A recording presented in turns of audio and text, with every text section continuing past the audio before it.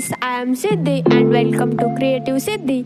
आजचा व्हिडिओ इयत्ता 8वीतील स्टुडंटसाठी खूपच इम्पॉर्टंट अँड युजफुल ठरणार आहे. Let's start it. आज आपण NMMS आणि MTSC व इतर स्पर्धा परीक्षांसाठी उपयुक्त इयत्ता 8वीतील पहिला chapter living word and classification of microbe सजीव सृष्टी व सजीवांचे वर्गीकरण या धड्याच्या IMP पॉईंट्स पाहणार आहोत. Let's start. जैवविविधता व वर्गीकरणाची आवश्यकता. सजीवांचे गट व उपगट बनवण्याच्या जैविक प्रक्रियेला जैविक वर्गीकरण असे म्हणतात. सजीवांचे गट व उपगट बनवण्याच्या प्रक्रियेला जैविक वर्गीकरण असे म्हणतात. इसवी सन 1935 मध्ये कार्ल लिनियस यांनी सजीवांना दोन सृष्टीत विभाजन केले, वनस्पती आणि प्राणी. इथे असा प्रश्न येऊ शकतो की कार्ल लिनियस यांनी कधी सजीवांना दोन सृष्टीत विभाजन केले, असा देखील प्रश्न येऊ शकतो. किंवा कोणी सजीवांना दोन सृष्टीत विभाजित केले व कधी केले, असा देखील प्रश्न येऊ शकतो. इसवी सन 1866 मध्ये हेकेल यांनी तीन सृष्टीत विभाजन केले. तीन सृष्टीत विभाजन कोणी केले व कधी केले, असा देखील प्रश्न येऊ शकतो. 1925 मध्ये चार्टन यांनी दोन गटात विभाजन केले, आदिकेंद्रिके आणि दृश्य केंद्रिके. चार्टन यांनी किती गटात विभाजन केले व कधी केले, किंवा कोणी दोन गटात विभाजन केले, असा देखील प्रश्न येऊ शकतो. चार्टन यांनी दोन गटात विभाजन केले आणि कार्ल लिनियस यांनी दोन सृष्टीत वनस्पती आणि प्राणी. चार्टन यांनी आदिकेंद्रिके आणि दृश्य केंद्रिके इक्युरॅयोटिक प्रोकॅरियोटिक या दोन सृष्टीत गटात विभाजन केले. 1968 मध्ये कोपरलंड यांनी चार सृष्टीत विभाजन केले, मोनेरा, प्रोटिस्टा, वनस्पती, प्राणी. कोपरलँड यांनी चार सृष्टीत विभाजन कधी केले, किंवा कोणी चार सृष्टीत विभाजन केले, असा देखील प्रश्न येऊ शकतो. 1969 मध्ये रॉबर्ट हार्डिंग विटाकर यांनी 5 सृष्टीत विभाजन केले, मोनेरा, प्रोटिस्टा, कवके, वनस्पती, प्राणी. तर कोणी 5 सृष्टीत विभाजन केले व कधी केले, असा देखील प्रश्न येऊ शकतो. किंवा रॉबर्ट हार्डिंग विटाकर यांनी किती सृष्टीत विभाजन केले, असा देखील प्रश्न येऊ शकतो. मोनेरा सजीव एकपेशी असतात. मोनेरा हा एकपेशी सजीव आहे. स्वयंपेशी किंवा परपेशी असतात. काही मोनेरा स्वयंपोषी असतात किंवा काही परपोषी असतात.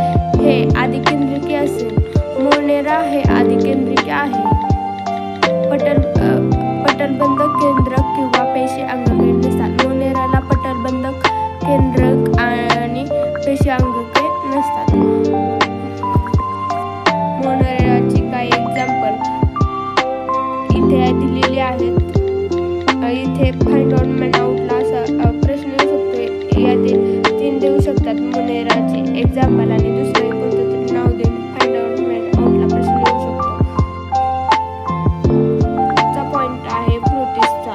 प्रोटिस्टा एकपेशीय असून पेशी पटलबद्ध केंद्रके असतात. प्रोटिस्टा हा एकपेशीय सजीव आहे आणि त्याच्यात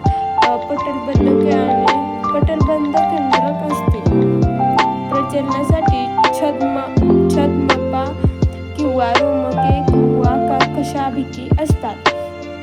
स्वयंपोषी उदाहरण. प्रोटिस्टाचे स्वयंपोषी उदाहरण युग्लिना व्होल्वॉक्स. प्रोटिस्टा स्वयंपोषी पण असतात आणि परपोषी पण असतात. परपोषी उदाहरण अमिबा, पॅरामेशियम, प्लाझ्मोडियम, कवके म्हणजे फंगी. कवके परपोषी असंश्लेषी व दुष्यकेंद्रिक सजीवांचा समावेश होतो. कवके हे परपोषी आहेत, असंश्लेषी आहेत व दुष्यकेंद्रिके आहेत. बहुसंख्य कवके मृतोपजीवी आहेत. कवकांची पेशीभिंतिका कायटिन या जटिल शर्करेपासून बनली सजीवांची पेशीभित्तिका कोणत्या जटिल शर्करेपासून बनलेली असते असा देखील प्रश्न येऊ शकतो.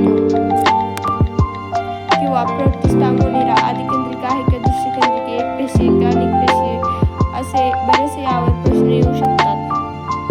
किंवा ओळखा पाहून मी आदिकेंद्रिक असून पटलबद्ध केंद्र किंवा पेशी अंगुकी नसतात असा देखील मग तो मोनेरा असा देखील प्रश्न येऊ शकतो. इथे काही कवकांची उदाहरणं दिली आहेत. किण्व बुरशी, अस्पॅरजिलियस, मकाच्या कणसावरील बुरशी. मकाच्या कणसावरील बुरशीला काय म्हणतात? अस्पॅरजिलस. पेनिसिलियम भूछत्री, मशरूम. महत्त्वाचे विषाणू कुठे आढळतात? मानव. पोलिना विषाणू, इन्फ्लुएन्झा म्हणजे HIV एड्स विषाणू. तर मानवामध्ये काय काय आढळतं हे इथं दिलेलं आहे. गुरांमध्ये कोरोना विषाणू आढळतो. यावर देखील हे प्रश्न येऊ शकतो. वनस्पतींमध्ये टोमॅटोव्हिल विषाणू, तंबाखू मोसॅइक विषाणू. जीवाणूंमध्ये बॅक्टेरियोफेज हे विषाणू जीवाणूंवर हल्ला करतात. जीवाणूंवर कोणते विषाणू हल्ला करतात असा देखील प्रश्न येऊ शकतो. सूक्ष्मजीवांचे वर्गीकरण व तुलना. Classification of microbes and comparison. सूक्ष्मजीव म्हणजे मायक्रो. पहिला सूक्ष्मजीव आहे जीवाणू म्हणजे बॅक्टेरिया हा सुद्धा एक सूक्ष्मजीव आहे. बॅक्टेरियाचा आकार 1 मायक्रोमीटर ते 10 मायक्रोमीटर असतो. निवास ते कुठे राहतात? एक पेशी स्वतंत्र सजीव म्हणून जगते. वैशिष्ट्ये. जीवाणू पेशी आदिकेंद्रिके असते. जीवाणूची पेशी आदिकेंद्रिके असते. प्रजनन बहुधा द्विखंडी भ्रूणाने होते. 20 मिनिटात संख्येने दुप्पट होतात. आपण याच्या आधी ऐकले असेल की बॅक्टेरिया 20 मिनिटात दुप्पट होतात. उदाहरण बॅक्टेरियाचे एक्झाम्पल गोलाणू, दंडाणू, दंडगोलाणू एक्सेट्रा. आदिजीव म्हणजे प्रोटोझोआ. त्यांचा आकार सुमारे 200 मायक्रोमीटर इतका असू शकतो. ते कुठे राहतात? तर माती, गोड पाणी, समुद्रात आढळतात. वैशिष्ट्य. दृश्यकेंद्रिकी पेशी आढळतात. ते दृश्यकेंद्रिकी असतात. प्रोटोझोआ दृश्यकेंद्रिकी असतात. प्रजनन द्विखंडन पद्धतीने होते. प्रोटोझोआचे example amoeba, paramecium, plasmodium, vivax. प्रोटोझोआचे एक्झाम्पल आहेत. कवक म्हणजे फंगस हे आपल्या सगळ्यांना माहीत असेल. यांचा आकार 10 मायक्रोमीटर ते 100 मायक्रोमीटर इतका असतो. ते कुजणारे पदार्थ वनस्पती व प्राणी यांच्या शरीर कार्बनी पदार्थ आढळतात. दृश्यकेंद्रिके एकपेशीय सूक्ष्मजीव आहे. कवके हे दृश्यकेंद्रिके आणि एकपेशीय सूक्ष्मजीव सजीव आहेत. प्रजनन लैंगिक पद्धतीने व द्विखंडन पद्धतीने होते. प्रजनन त्यांचे लैंगिक पद्धतीने व द्विखंडन पद्धतीने होते. फंगीचे आपण एक्झाम्पल घेतले तर ईस्ट, कॅन्डिडा, आळंबी म्हणजेच मशरूम.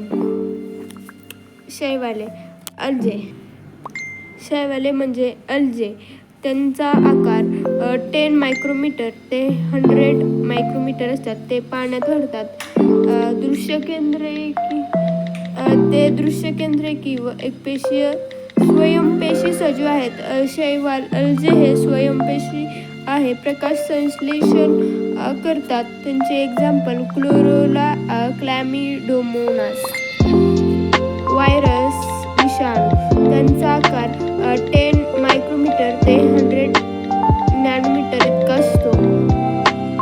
वनस्पती व प्राण्यांच्या पेशीत राहतात. इलेक्ट्रॉन सूक्ष्मदर्शीने दिसतात. ते फक्त मायक्रोस्कोपने दिसतात. DNA किंवा RNA पासून बनतात. व्हायरस DNA किंवा RNA पासून बनतात. वनस्पती व प्राणी पेशीच्या मदतीने स्वतःची प्रथिने बनवतात. एक्झाम्पल व्हायरसचे टोमॅटोव्हिल विषाणू. आता आपण यावरचे क्वेश्चन पाहणार आहोत. तर पहिला क्वेश्चन आहे रॉबर्ट हार्डिंग विटाकर यांनी सजीवांची किती गटात विभागणी केली? तर रॉबर्ट हार्डिंग विटाकर यांनी सजीवांची 5 गटात विभागणी केली. कार्ल लिन्नेस यांनी